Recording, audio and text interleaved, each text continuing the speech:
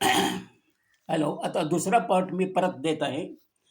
आता वेबसाईटच्या पहिल्या सेक्शनमधील जी जुनी माहिती आहे, ती तुम्हाला पुसून तुमच्या बिझनेसबद्दलची माहिती तिथं लिहायची आहे.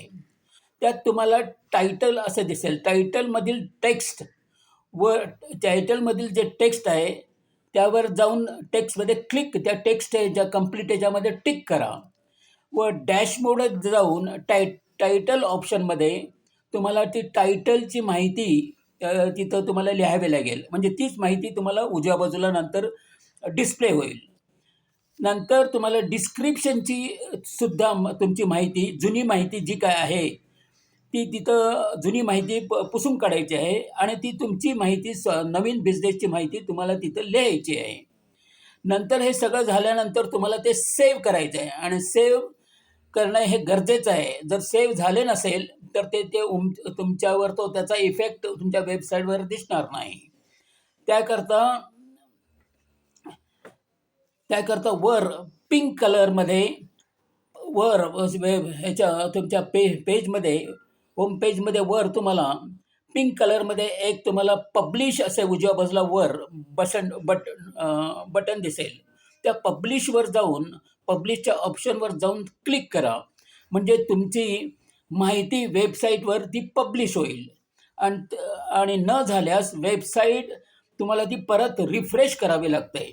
मग तुम्हाला वेबसाईटवर जाऊन तुम्ही ते चेक करू शकता, तो इफेक्ट झालेला आहे की नाही, तुम्ही जे काही चेंजेस केले ते झालेत की नाही ते पाहू शकता. हा झाला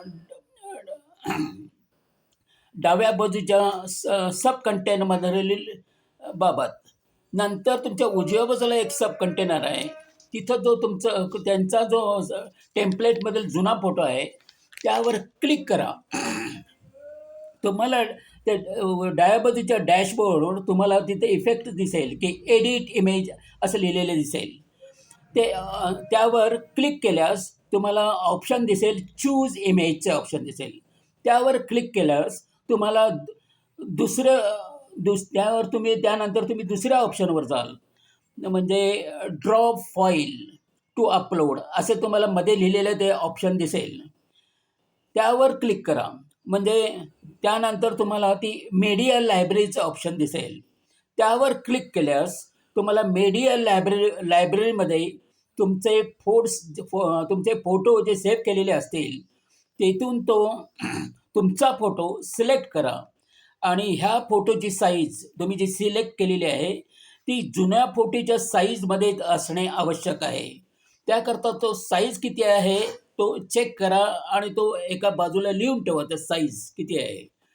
नंतर परत आता आल्यानंतर तुम्ही कॅनव्हावर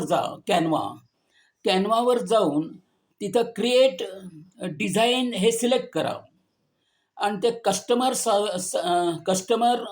साईज हे ऑप्शन निवडा व जुन्या फोटोचा साईज जसा काही 600x666 मध्ये तो तिथं लिहा व तुमचा फोटो अपलोड करून तो डाउनलोड करा आणि तो वेबसाईटवर येऊन तो अपलोड करून झाला आहे की नाही ते पहा.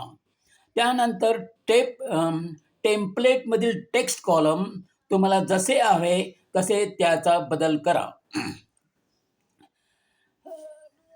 नंतर तुम्ही लेटरचा फॉन्ट आणि तुम्हाला कलर सिलेक्शन कसा ठेवायचा हे त्याची स्टडी करा किंवा तुमचं तयारी ठेवा.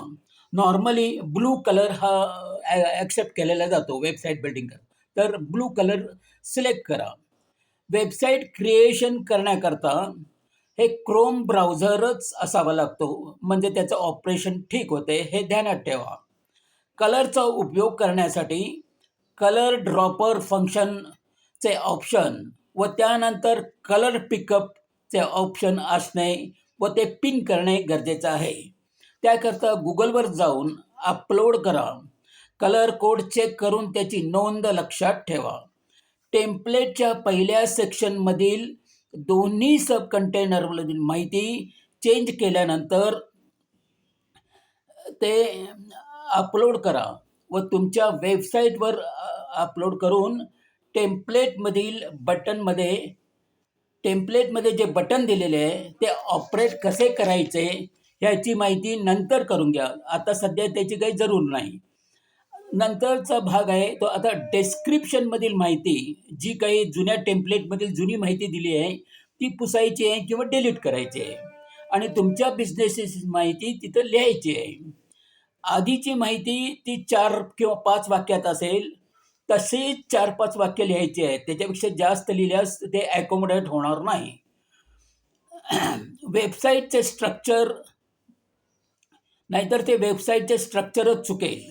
वेबसाईटमधील पूर्वीच्या माहितीच्या स्ट्रक्चरसारखीच तेवढ्याच जागेत नवीन माहिती लिहायची आहे, हे ध्यानात ठेवा. उरलेले सेक्शनचा बदल पुढील भागात करूया. धन्यवाद.